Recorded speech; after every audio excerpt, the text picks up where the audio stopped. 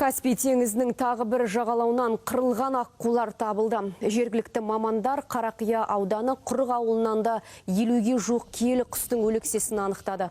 21 желтоқсаннан бері өлген қанаттылардың жалпы саны 1000-нан асып жығылады. Жануарлар дүниесін қорғау инспекциясының мамандары өңірдегі өзге де су айдындарында осындай келеңсіз көрініс болуы бек мүмкін деп болжап отыр.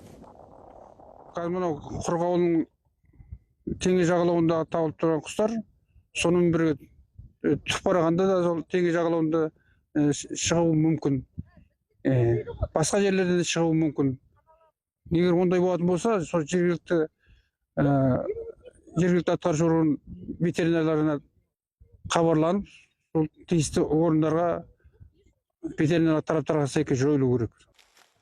Аққудың өлекселері тиісті талап бойынша жойылып жатқан көрінеді. Мамандар аудандағы үй құстарына вакцина салуға кеңес береді. Егер жағдай одан әрі ушыға түсер болса, облыста карантин енгізілуі де мүмкін. Теңіз жағалауына қазіргі таңда шектеу шараларында ұйымдастырып жатыр. Өйткені адамға ол қауіпті емес, бірақ үй жануарларына жұғу қаупі бар. Енді адамдар сол жерде жүрсе, сол адамдардың табандарына жабысып, үйлердегі жануарларға жұғу қаупі бар. Бұл енді жергілікті атқарушы орган тиісті шараларды алып жатыр қазір. Еске сала кетейік, мамандар Маңғыстаудағы аққулардың қырылуына әртүрлі себеп барын атап өтті. Бастапқы зерттеулердің нәтижесі бойынша қанаттылар құс тұмауынан өлген. Оған қоса экологтар көл суының құрамында ластаушы заттардың мөлшері асқанын айтты.